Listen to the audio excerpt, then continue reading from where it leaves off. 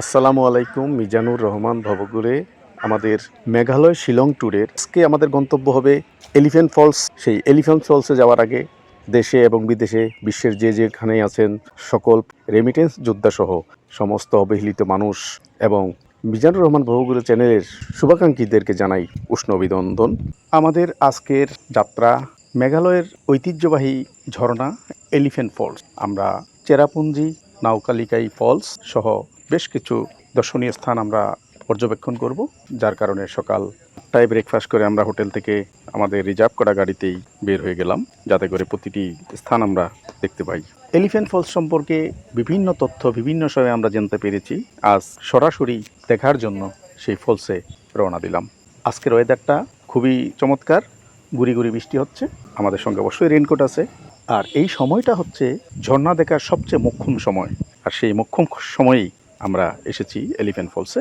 প্রচণ্ড বৃষ্টি এই জুন জুলাই মাস ব্যাপী হয়, তখন ঝর্ণাগুলো তার পূর্ণ যৌবন ফিরে পায়। আর সেই যৌবনার সময়টাতে আমরা এলিফ্যান্ট ফলসে এসেছি। আশা করি চমৎকারভাবেই আমরা উপভোগ করতে পারবো আজকের এই ঝর্ণা দর্শন।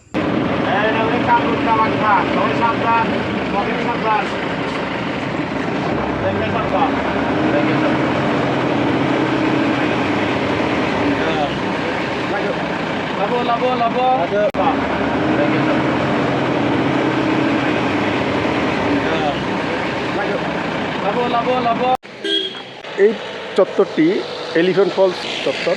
খুব সুন্দর করে একেবারে পুরো স্পেসটিকে কার্পেটিং করা, কোনো ধুলো বালি ময়লা আবর্জনা কিচ্ছু নেই। পার্কিং স্পেসটা খুব সুন্দর। আর জায়গাটিও শুধু পার্কিংয়ের জন্য না, আপনারা যে কেউ আসলে তার কাছে ওই জায়গা ভালো লাগবে। এটি গাড়ি পার্কিং স্পেস।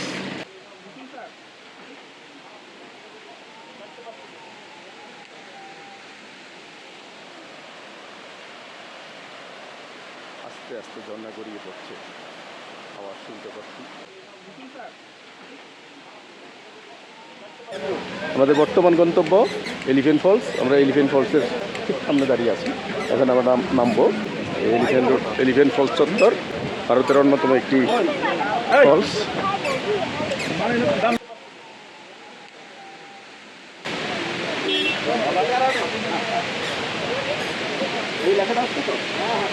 আস্তে আস্তে নিচের দিকে আমরা নামছি।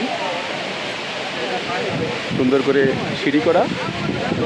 এটি শিলং শহর থেকে প্রায় 15 কিলোমিটার দূরত্বে অবস্থিত। আমাদের দ্বিতীয় দিনের যে ভ্রমণ প্লেসগুলো চেরাপুঞ্জি সহ, সেই চেরাপুঞ্জিতে যাওয়ার জন্য প্রথমেই এই এলিফ্যান্ট ফলস পরে আমরা প্রথমে এলিফ্যান্ট ফলসের মধ্যে আসলাম।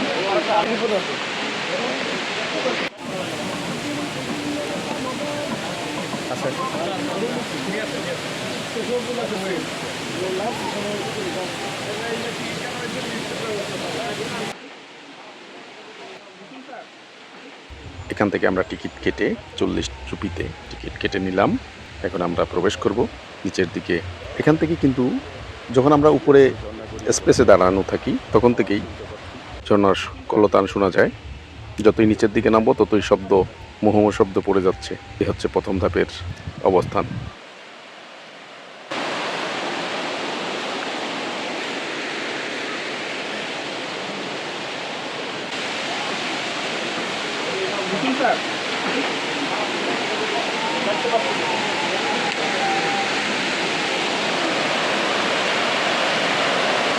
আস্তে আস্তে ঝর্ণা গড়িয়ে পড়ছে, আওয়াজ শুনতে পাচ্ছি।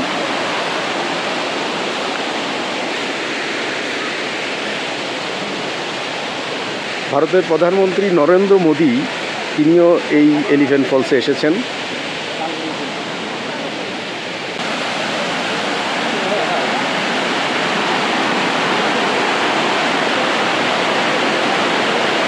ঝর্ণার প্রথম ধাপ এলিফ্যান্ট ফলস মূলত 3টি ধাপে প্রবাহমান। তার মধ্যে প্রথম ধাপ উপরের দিকে, আমরা উপরের দিকে আছি। এক সময় এই এলিফ্যান্ট ফলসটি একটি ধাপে ছিল। 1800 শতকের দিকে একটি ভূমিকম্প হয়, সেই ভূমিকম্পে এটি 3টি ভাগে বিভক্ত হয়ে পড়ে। এলিফ্যান্ট ফলস নাম হওয়ার কারণটা হলো এটা অনেকটা একটি হাতির মাথার মতো দেখায়, যার কারণে এলিফ্যান্ট ফলস বলা হয়। তীব্র বেগে জল গড়িয়ে পড়ছে। প্রতিটি স্তরেই বেশ সুন্দর করে পাথরে ভূমিটিকে একেবারে পাথর দিয়ে সুন্দর করে নিরাপদ এবং শান বাঁধানো করে বাদাই করা আছে, যার কারণে এখানে নামতে উঠতে কোনো রকম প্রবলেম হয় না। অনায়াসেই এই ঝর্ণা উপভোগ করা যায় উপর থেকে নিচ পর্যন্ত পুরোটুকুন।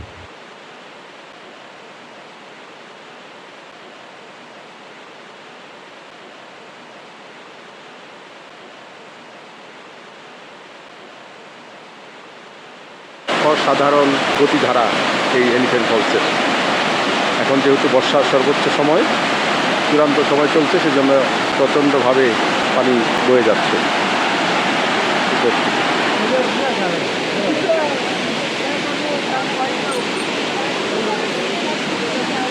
এখন আমরা নিচের ধাপ দেখার জন্য নিচের দিকে নামছি।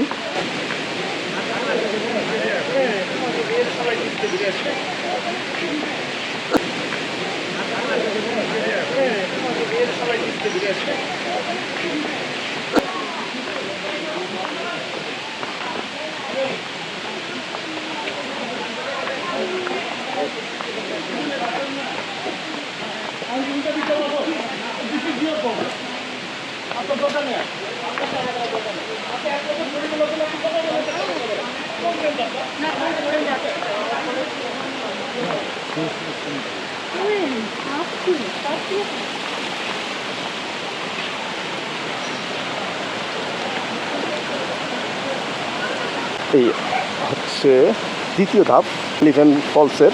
বেশ কিছু সিঁড়ি ডিঙিয়ে নামতে হয় এখানে এসে। দ্বিতীয় ধাপ আমি আগেই বলেছিলাম, এই এলিফ্যান্ট ফলস একসময় একটি ধাপে ছিল। 1800 শতকের দিকে একটি ভূমিকম্পের কারণে পাহাড়টি ধসে পড়ে। সেখান থেকেই এলিফ্যান্ট ফলসটি 3টি ভাগে বিভক্ত হয়ে যায়। এখন 3টি ধাপে এই ফলসটি প্রবাহমান। আমরা দ্বিতীয় ধাপের একটি সিঁড়ি, একটি ব্রিজ, ছোট্ট ব্রিজ, সেই ব্রিজ আছে। এই যেখানে হচ্ছে আরেকটি ধাপ, একটি সময় একই ধাপের অন্তর্গত ছিল, বর্তমানে এটি 3টি ধাপে বেড়ায়।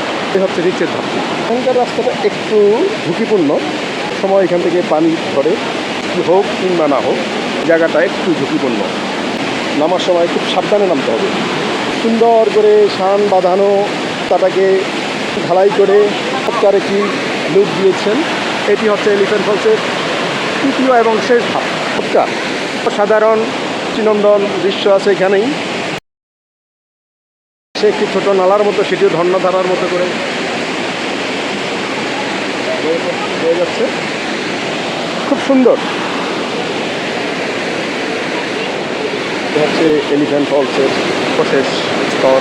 পিছনে কিছু সিঁড়ি করে দেওয়া, এখানেও ঘোরা যায়। পিছনে মিউজিয়াম, বাট ওখানে যাওয়া যায় না।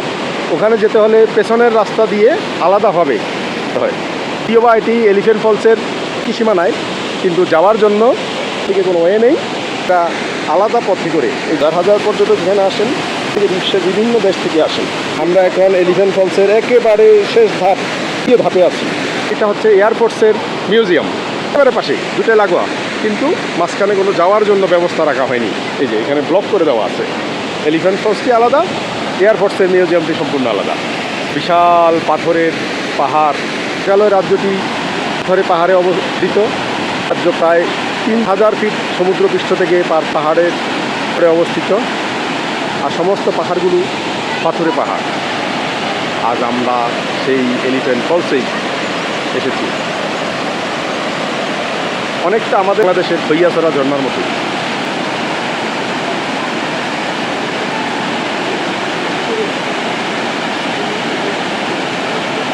এখানে পানি সে নামা যায়, বাট নামা নিষিদ্ধ, গোসল করা নিষিদ্ধ। তারপরে অনেকে নামেন। নিজানো নিজানো নিজানো নিজানো নিজানো নিজানো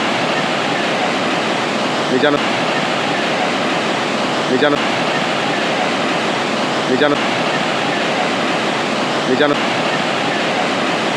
নিজানো নিজানো নিজানো নিজানো মিজানুর রহমান ভবঘুরে সব সময় আমাদের দেশের পর্যটনের উন্নত পর্যটন, মানবাধিকার, অবহেলিত মানুষের জীবনযাত্রা এবং ঐতিহাসিক স্থান এবং নিদর্শনসমূহ নিয়ে কাজ করে থাকে। আপনারা আমাদের এই মিজানুর রহমান ভবঘুরে চ্যানেলের মাধ্যমে যদি কোনো তথ্যকে তুলে ধরতে চান তাহলে আমাদের সঙ্গে যোগাযোগ করবেন। আমরা চেষ্টা করব আপনাদের সেই তথ্যগুলো এই ভিডিও আকারে সারা বিশ্ববাসীর কাছে তুলে ধরার জন্য। আপনাদের সুবিধার জন্য বলে রাখি, মিজানুর রহমান ভবঘুরে কন্টেন্টের পাশাপাশি একটি ট্রাভেল টিম রয়েছে যেটির নাম হচ্ছে ভবঘুরে যাযাবর। তারাও দেশে এবং বিদেশে বিভিন্ন জায়গায় ভবঘুরে এবং ভ্রমণপ্রিয় ব্যক্তিদেরকে নিয়ে ট্যুর করে থাকেন।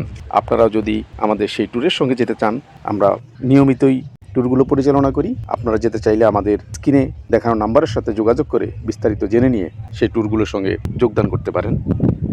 মিজানুর রহমান ভবঘুরে যাযাবরের নাম্বার হচ্ছে 018420744430। এছাড়া আপনারা যদি একাকী কোথাও যেতে চান, যে কোনো তথ্যের জন্য আমাদের সঙ্গে যোগাযোগ করে সঠিক তথ্য নিয়ে আপনারা ওই ট্যুরকে আনন্দময় করে গড়ে তুলতে পারবেন। আলহামদুলিল্লাহ, ঝর্ণা কেমন ভালো দেখলেন? লাগতেছে। আসলে আল্লাহর সৃষ্টি এত সুন্দর, এটা আসলে না দেখলে বোঝা অনুমান যায় না। করা যায় না এখানে না আসলে। আর এর জন্যে আল্লাহ বলছে সফর করো, আমার সৃষ্টি দেখো। ঠিক ধন্যবাদ। আছে, ধন্যবাদ। আপনার কেমন লাগলো ভাইয়া? অনেক সুন্দর, বাট সিঁড়ি ভাঙতে কষ্ট নাকি। মিজানুর রহমান ভবঘুরে চ্যানেলের মাধ্যমে প্রচারিত সকল ভিডিওগুলো এই তথ্য সরবরাহের জন্যই করা হয়ে থাকে। যদি আমাদের এই ভিডিওর মাধ্যমে আপনারা কোনো রকম কোনো তথ্য পেয়ে থাকেন, আপনাদের কোনো কাজে লাগে, তাহলে আমাদের সকল পরিশ্রমগুলো সার্থক হবে বলে আমরা মনে করি। আমাদের মিজানুর রহমান ভবঘুরে চ্যানেলটিকে সাবস্ক্রাইব করার জন্য অনুরোধ করব। বেল বাটন আইকনটিকে অন করে দেওয়ার জন্য বলবো, কারণ বেল বাটন আইকনটি অন করলেই কেবল আপনি আপনার পরবর্তী ভিডিওগুলো পেয়ে যাবেন এবং প্রত্যেকটি ভিডিও দেখে আমাদেরকে মতামত দিবেন। যে কোনো বিষয়ে আমরা আপনাদের মতামতগুলোকে সাদরে গ্রহণ করব। দেশকে ভালোবাসুন, দেশকে জানার জন্য ভ্রমণ করুন। আপনারা যখন ভ্রমণে যাবেন, যত্রতত্র পলিথিন কিংবা প্লাস্টিকের বোতল যেখানে সেখানে ফেলবেন না। ময়লা আবর্জনা নিজ সংগ্রহে রাখুন। প্রয়োজনে আপনার উচ্ছিষ্ট ময়লাগুলো একটি নির্দিষ্ট ব্যাগে রেখে নির্দিষ্ট জায়গায় বা ডাস্টবিনে এনে ফেলে রাখুন। যেখানে সেখানে আবর্জনা ফেলবেন না। পরিবেশকে সুরক্ষিত রাখুন। আপনি ভালো থাকুন, আপনার আগামী প্রজন্মকে ভালো রাখুন। ধন্যবাদ সবাইকে। আল্লাহ হাফিজ।